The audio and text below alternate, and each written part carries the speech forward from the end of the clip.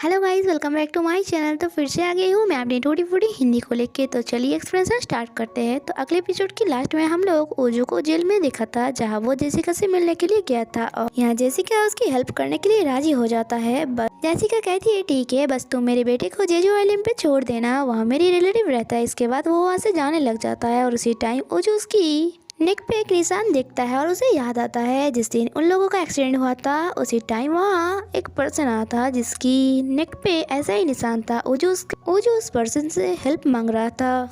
इसके बाद ओजो मारी से मिलने के लिए आ जाता है, जहाँ वो उसे सब कुछ बताती है और ये भी कि मुझे डाउट है कि मेरे मॉम डैड की डेथ के पीछे इन दोनों का ही हाथ है। मारी कहती है हाँ हो सकता है, क्योंकि ऑफिस की एक एम्प्लॉय से मुझे पता चला ये जेसिका पहले इस कंपनी में काम करता था और किसी कारण यहाँ से चला गया था। हो सकता है तुम्हारे डैड को इन दोनों के अफेयर के बारे में पता चल गया था और इसी कारण उसे मार दिया गया। और सीन हम लोगों को वही से दिखाया जाता है जहाँ अंकल ने एक्सेप्ट कर लिया था कि हाँ मैंने ही तेरे बाबू और माँ को मारा है, तो क्या कर लेगा। और अब तो केस भी बंद हो चुका है और हम लोगों को दिखाया जाता है जब ओजू की डैड को ये सब पता चला था कि वो लोग मिलके कंपनी को लूट रहा है, वो सबको बता देगा।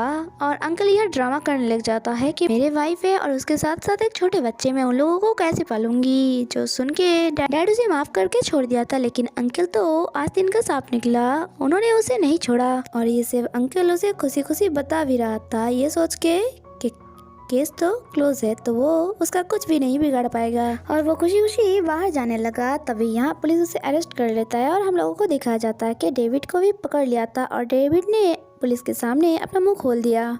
और ओजू भी यहाँ आ जाता है और कहता है मेरे पेरेंट्स को भी इन्होंने ही मारा है। अंकल ने कहा क्या बकवास कर रहे हो, झूठ मत बोलो। और पुलिस को वो एक वीडियो दिखाता है और ये वीडियो उस टाइम का था जब ओजू की मॉम और डेथ की केस चल रहा था। और यहाँ अंकल पुलिस को बहुत सारा पैसा देके ये केस बंद कर दिया था। और ये वीडियो ओजू को दिया था वंशुक ने वो पेन ड्राइव में डाल के। पहले तो वो समझ नहीं पा रहा था कि किस केस को बंद करवाने के लिए पुलिस अंकल को घूस दे रहा है, लेकिन बाद में वो समझ जाता है और इसके बाद पुलिस अंकल को ले जाता है। इसके बाद हम लोगों को कोर्ट की सीन दिखाया जाता है जहाँ अंकल के ऊपर और एक मर्डर की केस लगता है, वही एम्प्लॉय को मारने वाला केस, और जो सच ही था। और यहाँ कोर्ट उसकी अंकल को फांसी की सजा देता है। दूसरी तरफ आंटी हॉस्पिटल में था और उनको भी पता चल गया था कि उसका हस्बैंड क्या कर रहा था, और जो सोच के उसे बहुत ज़्यादा बुरा लगता है और ये भी कि इतने दिनों से वो मुझे धोखा दे रहा था। और आंटी यहाँ बहुत रोता है। नेक्स्ट सीन में हम ओजू और मारी को देखते हैं, दोनों मिलके ओजू की मॉम डैड की ग्रेव में आया था और यहाँ आज ओजू को मॉम डैड की बहुत ज़्यादा याद आ रहा था और वो सोचती है वो दोनों कितने अच्छे थे। उसकी डैड कहती भी है कि तुम कभी भी हम दोनों की मौत के कारण कभी भी खुद को मत समझना। और यहाँ मारी प्रॉमिस करती है मैं हमेशा ओजू की ख्याल रखूंगी। नेक्स्ट सीन में हम सेक्रेटरी को देखते हैं जो आज जिनके बारे में बहुत ज़्यादा सोच रही थी कि वो कितनी अच्छी लड़की है, मेरे हेल्प भी करना चाहती है, कितनी अच्छी बातें करती है वो। और उसी टाइम सेक्रेटरी के घर में ओजू और मारी आ जाता है और यहाँ हमारी बधाई देता है कि हमने फ्रॉड किया है और उस टाइम की सारी कहानी बताती है उसको जो क्या क्या हुआ था, इसलिए उसको ये सब करना पड़ा। ओजू कहता भी है कि अगर तुम चाहो कि इसके लिए हम तुमको पे करें वो भी हम करेंगे, लेकिन सेक्रेटरी उन लोगों को कुछ बताते नहीं है, इसलिए वो लोग बाहर चला आता है। और यहाँ मारी कहती है अरे उसने तो कुछ बता ही नहीं। ओजू ने कहा कोई बात नहीं, वो ऐसा ही है, बाद में कॉल करके बता देगा। बाय द वे तुम अभी कहाँ पे रहोगे? मारी ने कहा मैं सोच रही हूँ कि मैं सारी के साथ उसके अपार्टमेंट में रह जाऊँ। ओजू ने कहा नहीं ये ठीक नहीं है क्योंकि तुम्हारा ऑफिस तो उससे बहुत दूर है। मारी कहा तो क्या है, मैं ड्राइविंग सीख लूंगी। ओजू ने कहा ठीक है मैं तुम्हें सिखा दूंगी।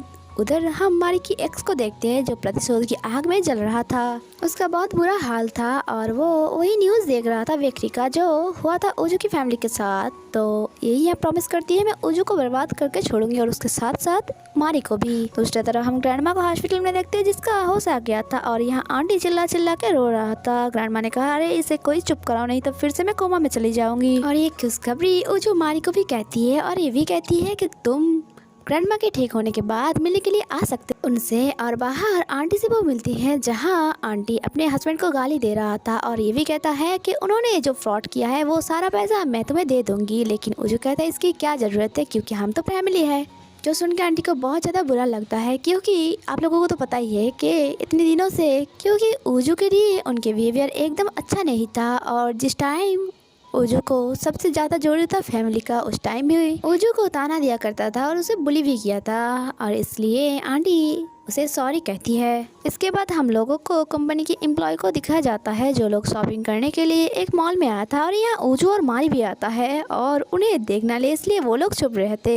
इसके बाद वो लोग पार्टी कर रहा था कंपनी बच जाने के लिए और यहाँ सारे मिलके टूथ एंड डेयर खेल रहा था। ओजू को पूछा गया तुम्हारा गर्लफ्रेंड है? ओजू ने हाँ बिल्कुल है। और जब मारी की बारी आई वो नहीं बताया और ड्रिंक कर लिया क्योंकि हम लोगों को तो पता ही है वो कितना ज़्यादा नशेड़ी है। और इसके बाद शाम को ओजू मारी को अपने साथ ले आता है और जहाँ उसे पूछ रहा था तुम मेरी और अपने रिलेशन के बारे में पब्लिक क्यों नहीं करते हो। और हम लोगों को पता चलता है कि सारे एम्प्लॉय यहाँ छुप के वो लोग को देख रहे थे और हम दोनों को पता चलता है कि इन लोगों को पहले से ही पता है कि ओजू और मारी रिलेशन में हैं और स्टोर में भी इन दोनों को एक साथ इन लोगों ने देख लिया था लेकिन बताते नहीं। और यहाँ खाना खाते खाते एक एम्प्लॉय से पूछती है तो मारी हम लोगों को बताया क्यों नहीं। मारी ने कहा मैं तो अच्छे टाइम का वेट कर रही थी, बता देती किसी ना किसी टाइम। मेरी एम्प्लॉय कहती है मैंने तो तुम दोनों को ऑफिस टाइम पे भी पीछे की सीढ़ियों में रोमांस करते हुए देख लिया था। और यहाँ एक एम्प्लॉय कहती है उस दिन जब तुम इसे खींच के अपने कार में ले गया तभी समझ गया था तुम दोनों के बीच में कुछ तो चल रहा है। जंग ने कहा ये छोड़ो ये तो बहुत कम है, मैंने तो इन दोनों को वेडिंग ड्रेसअप में देखा था और जहाँ ये दोनों एक दूसरे को किस कर रहा था। बाय द वे तुम दोनों एक दूसरे को कब से जानते हो?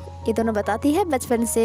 और ये सुन के सारे शॉक्ड होता है और खुश भी। और इसके साथ ये एपिसोड यहीं पे खत्म होता है। आगे क्या होता है उसके लिए स्टे कनेक्टेड। वीडियो अच्छी लगी तो लाइक एंड कमेंट कर देना। मिलते हैं नेक्स्ट एपिसोड में। Bye bye.